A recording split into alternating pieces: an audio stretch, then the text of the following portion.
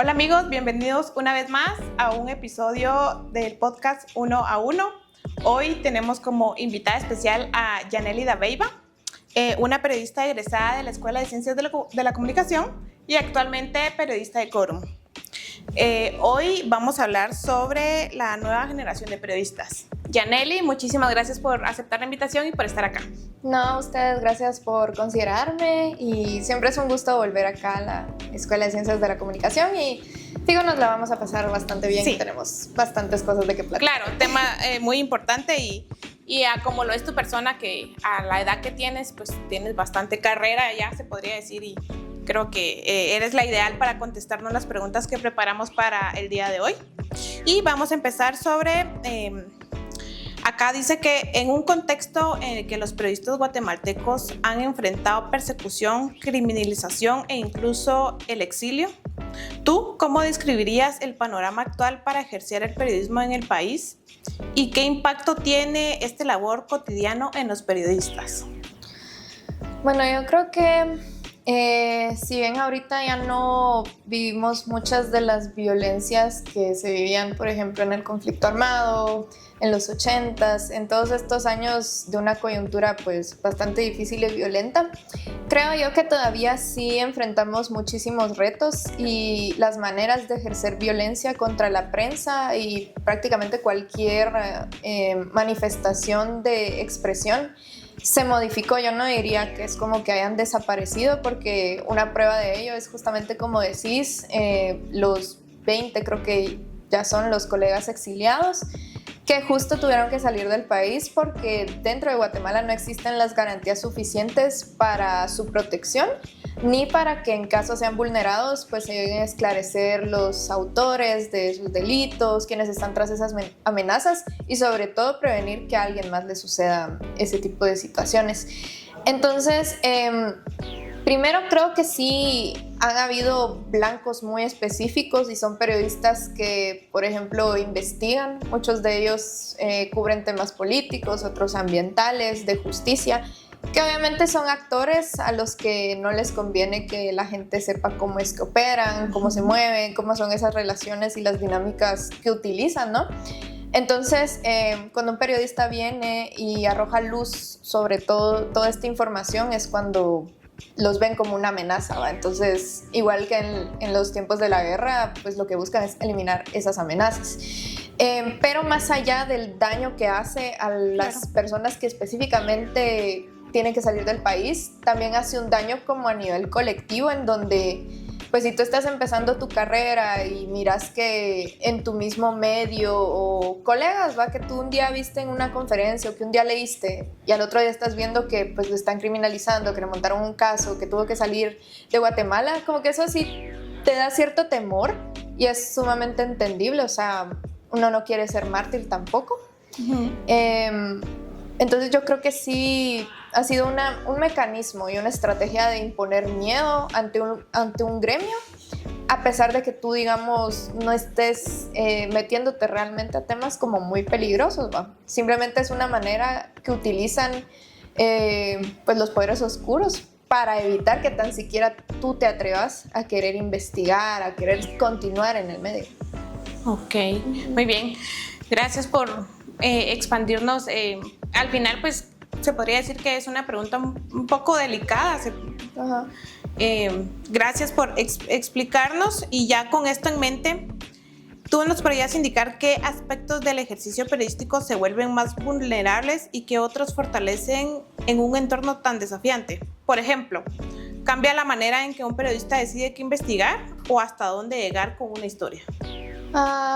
Sí, o sea, al final creo que es muy valioso cuando dentro de las redacciones como que se explica que si bien obviamente todos queremos descubrir hechos, queremos crear noticias impactantes y relatar historias que trasciendan, pero aún así lo más importante es preservar la vida, ¿no?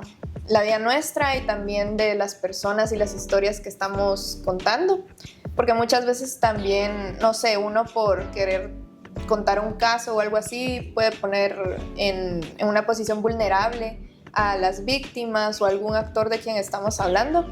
Entonces, sí creo que es vital para tratar todo esto que en las propias redacciones existan los códigos de ética y también de cuidado y reacción ante las amenazas. Y pues quienes tienen la suerte de estar en un entorno que sí cuida esa parte, creo yo que sí nos hemos enfrentado a ciertas discusiones editoriales donde nos preguntamos, ok, o sea, ¿cómo es que puedo contar esto? ¿Será que sí tengo los insumos suficientes para hacer tal afirmación? Porque a veces puede que, ok, sí sabes un contexto, pero de verdad para poder blindarte como de denuncias, calumnias en redes y todo eso, sí tienes que asegurarte de tener todos los insumos necesarios para poder defenderte a la hora de que pues, las personas reaccionen ante lo que tú publicaste, ¿va? Eso por un lado, como cuidar la calidad de la información y la veracidad, pero también, digamos en mi caso, yo ahorita trabajo en un lugar donde mi perfil, o sea, mi cara y mi imagen es más pública. Antes yo me dedicaba prácticamente a escribir, o sea, siempre aparece el nombre y todo, pero sí es como un nivel distinto de vulnerabilidad que puedes enfrentar. Entonces, son esos casos cuando sí, no sé, nos tomamos el tiempo de discutir cómo te sentís con este tema, cómo has visto la reacción de la gente, te sentís bien siendo tú quien lo hable o no. Y definitivamente si en tu medio priorizan la ética y la vida humana y el periodista, lo que te van a recomendar es que sigas tu instinto y lo que tenés ahí para sopesar si vale la pena o no, y no te van a obligar a cubrir un tema que tú sepas que te va a poner en riesgo. Claro, muy bien. Gracias por esa respuesta tan enriquecedora. En medio de estas dificultades, ¿qué herramientas o técnicas consideras más útiles para lograr un periodismo de investigación sólido y que al mismo tiempo cuidar la seguridad personal y de las fuentes? Yo diría que una herramienta que creo que no siempre se habla, pero no sé, quizá cuando la menciones suena así como muy básica, pero realmente es el trabajo en equipo y hay muchísimos ejemplos de cómo eso ayuda a minimizar los riesgos, porque, a ver, si tú sacas una investigación y la haces exclusivamente tú, o sea, tú sos quien va hacia las fuentes, quien recibe la información, quien la contrasta, quien tiene todo en su computador, quien la redacta y tu nombre es el único que sale en la publicación, como que realmente, si quieres verlo así, el blanco, o sea, se vuelve muy específico, o sea, sos tú. En cambio, cuando son trabajos colaborativos, como que se dispersa un poquito más el riesgo. E incluso ha habido ejemplos de investigaciones un tanto fuertes o series de reportajes donde la estrategia es que varios medios salgan con esa publicación al mismo tiempo, para que así sea menos riesgoso poder venir y decir, fue este medio el que lo publicó. No, o sea, si ya te salen 30 medios que publican la misma información, como que les es un poquito más difícil identificar realmente de dónde vino esa información. Hay casos donde, por ejemplo, quienes investigan más temas de seguridad y justicia, obviamente son fuentes bastante cerradas, entonces, y es gente que no quiere que se publique, ¿no? Cómo funcionan las cosas.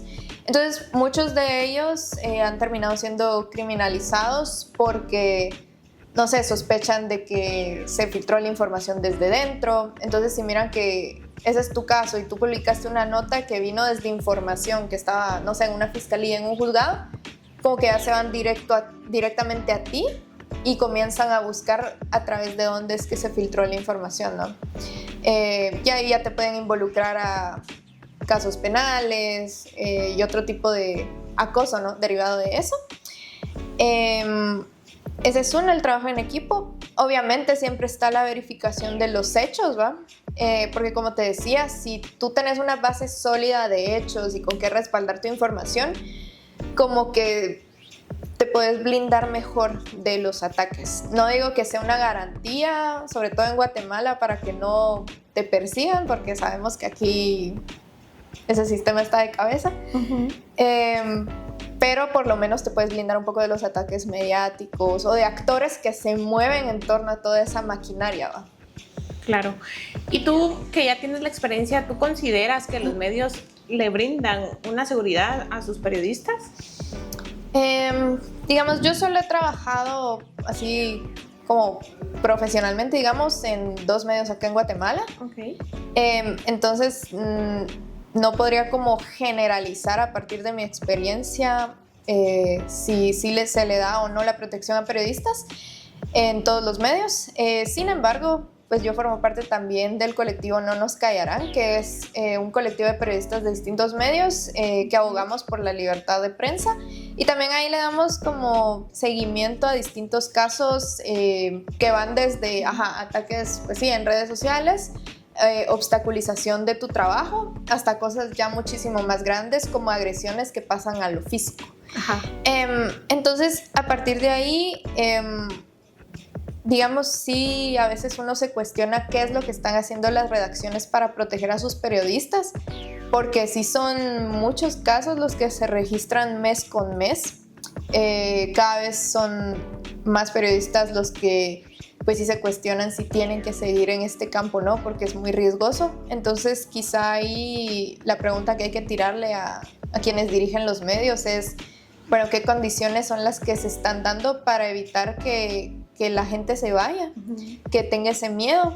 O sea, realmente, y es como una pregunta así abierta, porque realmente hay algo que ellos puedan hacer, o como en casi cualquier problema en Guate, eso depende de recuperar un sistema de justicia, de tener mecanismos apoyados por instituciones públicas, que por cierto, o sea, se suponía que el gobierno de turno iba a crear justamente ese mecanismo de protección y pues eso todavía no ha pasado. Entonces, creo que es como una combinación de ambas cosas, de mirar hacia adentro de tu redacción y preguntarte cómo están, hay protocolos, porque eso sí es cierto, hay medios donde no existen protocolos, ni siquiera internos como para tratar situaciones de violencia interna, como mucho menos externa. Claro. Siempre hay margen de mejora, creo yo. Entonces, pero sí creo que deberíamos trabajar todos juntos bajo un mismo estándar, ver hacia ejemplos internacionales de cómo lo está haciendo, eso nos podría ayudar un montón.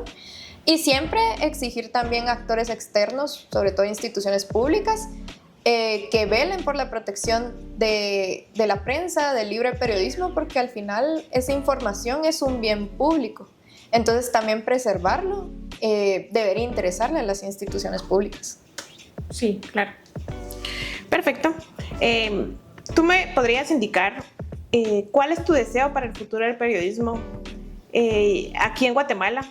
¿Y qué es lo que esperas tú en un futuro, que en lo que se convierta el periodismo? Cada vez vamos avanzando más, pues la tecnología de cierta forma se va apoderando de los humanos. Uh-huh.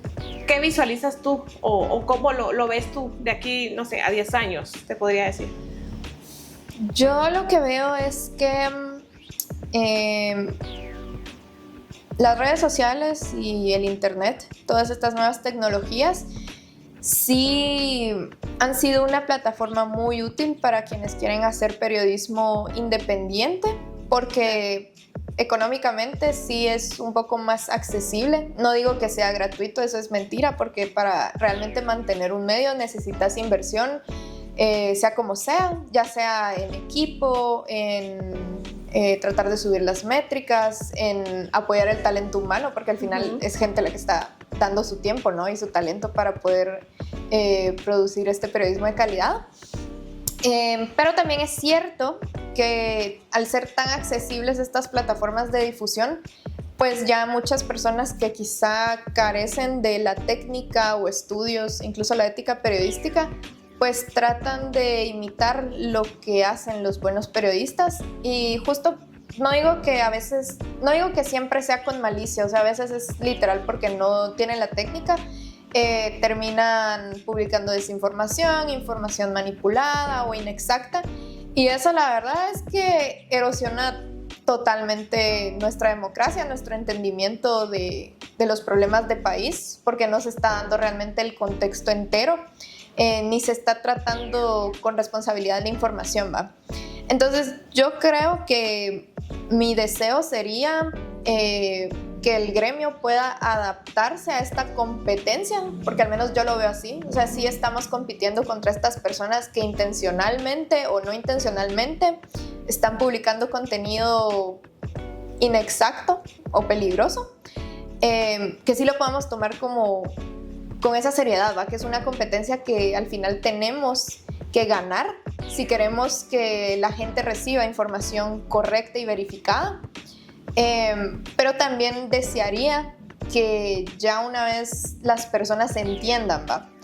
Que detrás de lo que consumen hay intenciones, hay sesgos, hay técnicas, pues que entonces sean cada vez más capaces de distinguir cuál contenido es realmente el que vale la pena.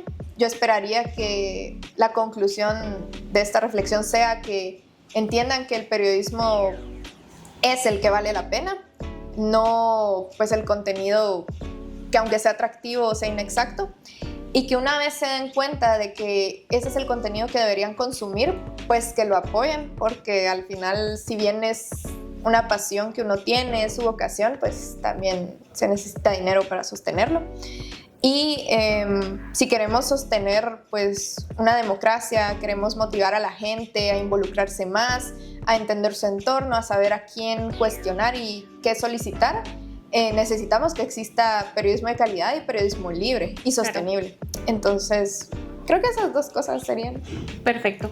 Bien, tú me mencionabas que cuando intentan ser periodistas independientes, ¿tú cómo ves el hecho de que digan que cualquier persona puede ser periodista?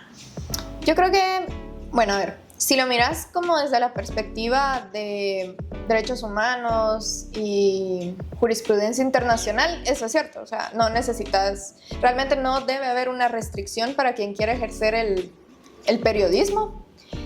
Porque ahí nos estaríamos limitando un montón, ¿va? Incluso aquí en Guatemala, o sea, no todas las personas pueden tener acceso a una educación superior. Uh-huh. Y eso no quiere decir que lo que hagan sea menos válido, ¿va? Un ejemplo son los periodistas comunitarios, que probablemente no tienen, primero, esa cercanía a una universidad como nosotros lo tenemos, pero eso no quiere decir que su periodismo sea inválido, ¿va?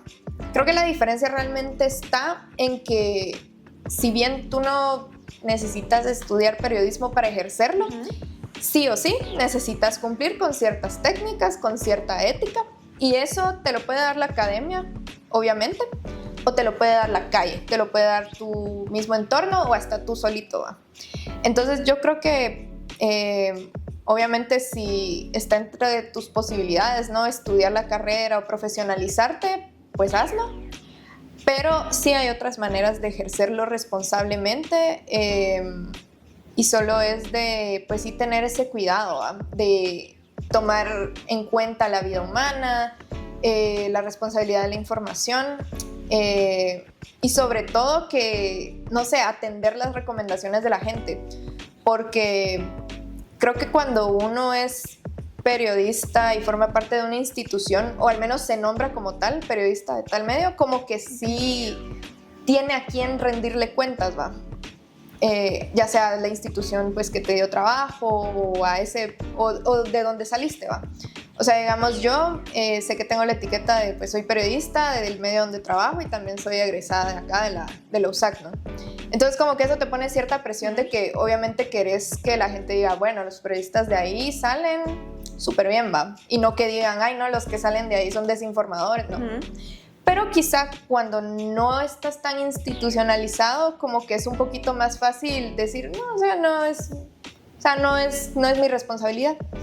Entonces yo creo que cualquiera, si quieren comenzar a emprender periodismo de manera autónoma, si traten de ver los ejemplos de otras personas, ver lo que están haciendo bien, siempre leer sobre ética periodística y sobre todo atender las recomendaciones de la gente, ¿no? Claro, perfecto. Y bien, ¿tú qué mensaje le podrías dar a las personas que están pensando si estudiar periodismo, o a las personas que lo están desarrollando pero de cierta forma tienen algún miedo o incertidumbre?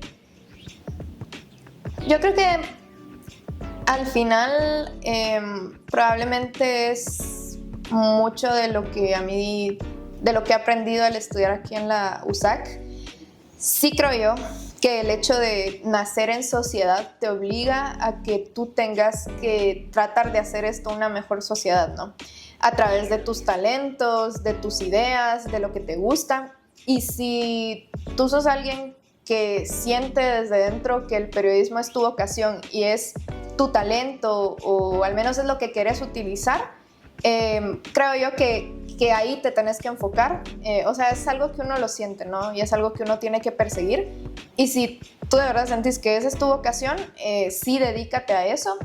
Obviamente, infórmate sobre lo que conlleva desde distintas aristas, tanto lo que hablamos de la protección, los riesgos, como la estabilidad económica, cuál es realmente el ecosistema laboral que existe, o las opciones más allá de los empleos convencionales, los distintos modos de hacer periodismo, oportunidades académicas, todo. O sea, si te vas a meter a esto, obviamente es porque te gusta, pero también sé consciente de qué es lo que conlleva. Y al menos yo sí, pues motivaría a cualquiera que tenga esa espinita, así informarse y ya después seguirlo, porque la verdad es muy apasionante, es muy gratificante.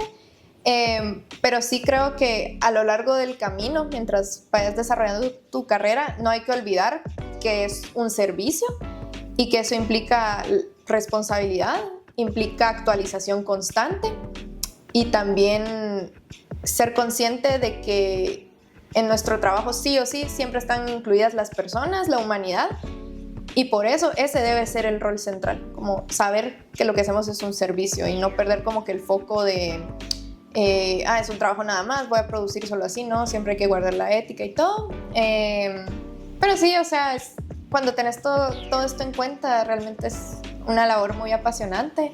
Es bonito poder cambiar vidas a través de esto. Y sí, no necesitas tampoco tener 1000 seguidores para crear impacto. O sea, con lo que empecé, si lo haces de corazón y con ética, puedes cambiar una vida, aunque sea. Perfecto. Ya, ahorita que mencionaste esto de los seguidores y ya como lo habíamos hablado, pues ahora la tecnología que se está apoderando, ¿verdad? Obviamente creo que el periodismo es una de ellas, ya que pues ahora uno publica algo y ya está al alcance de todas las personas. ¿Cómo ves tú el impacto y cambio que es que no necesariamente tu nota salga en un papel y salga a las calles, sino que publicarlo en una red social y pues ya es suficiente? ¿Crees tú que eso es una ayuda a los periodistas, a los escritores? En parte sí, porque facilita la mayor circulación y llegar a públicos a los que, por ejemplo, si tú quisieras hacerlo en papel impreso, pues sí, el alcance termina siendo limitado porque pues sí está complicado llevar un periódico a todos los rincones del país. Claro. Si bien ahorita pues sí hay mayor cobertura de internet y también de teléfonos u computadoras en el país, también hay que considerar que el hecho de que una persona tenga acceso a internet no significa que precisamente va a querer invertir su tiempo en leer un reportaje y toda la cosa. O sea, al final sí es un gran reto y también requiere cierto desapego, como venir y decir, ok, o sea, la gente ahorita lo que necesita o lo que está consumiendo ya no es realmente ese reportaje de 12 minutos de lectura, sino que lo que quieren y lo que necesitan son productos un poquito más pequeños, ¿va? Entonces es cuestión de adaptarte a las necesidades, a los patrones de consumo de la gente, con tal de que tu información sí llegue, ¿va? Porque creo que ese debe ser realmente el objetivo. O sea, uno sí, procurar aplicar todo lo que has aprendido y hacer periodismo de calidad, pero también combinarlo un poco con atender la necesidad del usuario, ¿va? Y modificar tu periodismo para que sí llegue la información. Entonces, afortunadamente las redes sociales y también las plataformas digitales te permiten hacer eso, te permiten modificar una nota escrita a formato video, formato podcast, incluso que transmisiones de radio luego se puedan convertir en podcast, que queden ahí en internet. Eso creo que es muy importante porque hay información súper valiosa que se mueve a través de esos formatos que antes eran tradicionales, pero que ahora sí los podemos archivar en internet y que ahí se pueden quedar para que la gente lo consulte, para, no sé, que luego puedan abordarlos de distintas aristas o analizarlo un poco más detenidamente.